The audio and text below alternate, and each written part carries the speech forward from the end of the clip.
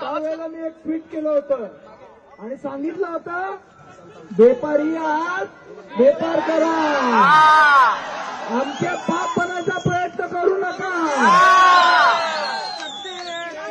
महाराष्ट्रामध्ये मराठीचा अपमान करण्याचा प्रयत्न केला तर कानाखालीच बसेल. मला असं वाटतं, जो संदेश आपल्याला द्यायचा होता, इथे येऊन दादागिरी नाही करायची 2000 महिल्यावरनं येऊन. हा महाराष्ट्र आहे, इथे काय होणार आणि काय नाही होणार हे आम्ही ठरवणार. आमचा मराठी माणूस इथे वेळ धंदा करायला आलायत ना, गपचूप धंदा करा. इथल्या राजकारणात टावट्याव करू नका. नरेश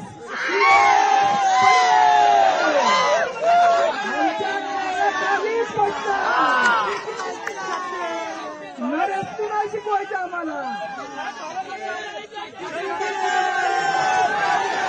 नरेश चट्टीत राहायचं.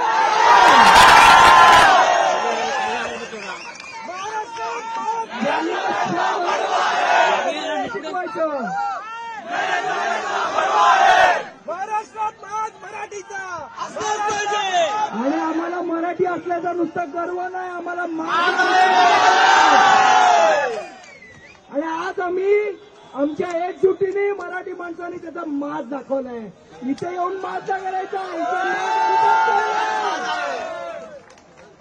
त्यामुळे बाकी सगळ्यांनी चड्डीत राहायचं.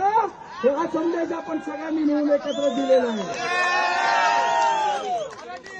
थोड्या तिथे अविनाशचं आगमन होतंय. काय चूक केलेली आमच्या अविनाशने? मोर्चा काढणार, त्यांना मोर्चा काढायला दिला. सगळे गुजराती व्यापारी एकत्र आले. त्याच्यामध्ये भारतीय जनता पक्षाचे लोक होते आणि मग जर हे सगळं होतं, त्यांना मोर्चा काढायला दिला. बरं, त्यांना काय म्हणाले मुख्यमंत्री की आम्ही त्यांच्यावर गुन्हे दाखल केले. तर आम्ही कुठे बोललेलो आमच्यावर करू नका, आमच्यावर पण करा. अस्वलाला एक केस अंगावर आला का, अंगावर केला का? त्यामुळे मराठी माणसाच्या नादाला लागायचं नाही. जर मराठी माणूस चिडला तर काय होतं, त्याचा कसं रौद्र रूप होतं हे सरकारने आज मीरा भाईंदरमध्ये बघितलंय. आणि म्हणून मनापासून इथे जमलेल्या तमाम मराठी लोकांचं मनापासून अभिनंदन करतो. अशी जर एकजूट सोडली, अशी जर एकजूट आपण सगळ्यांनी ठेवली तर कुठलाही नरेश आपल्या शक्तीच्या बाहेर येणार नाही.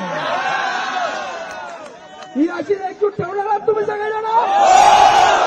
आणि मला खास करून आमच्या मुस्लिम बांधवांचं पण अभिनंदन करायचं. आज मोर्चात तेही सहभागी झाले. काही लोक विचारत होते, मुस्लिम लोक मराठी बोलत नाहीत, पण तिकडे काय नाही जात तुम्ही. आज मुस्लिम बांधवांनी या मोर्चामध्ये येऊन सांगितलं की हो, आम्ही इथले मराठीच आहोत. हेही त्यांना उत्तर मिळालेलं आहे. त्यामुळे त्यांचंही अभिनंदन करतो.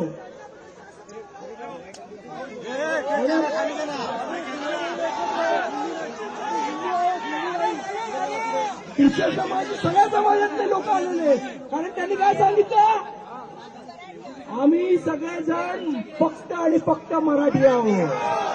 आणि आम्हाला काय सांगतात, नाही तुम्ही हिंदू नाहीत, हिंदूंना मारताय. हो, आम्ही हिंदू आहोत, पण हिंदी नाही. आम्ही हिंदू पण आहोत आणि मराठी पण आहोत. 1947 या भारताला स्वातंत्र्य मिळालं की नाही? तेव्हापासून आपण सगळेजण भारतीय आहोत, पण मराठी भाषा ही 6व्या शतकापासून आहे.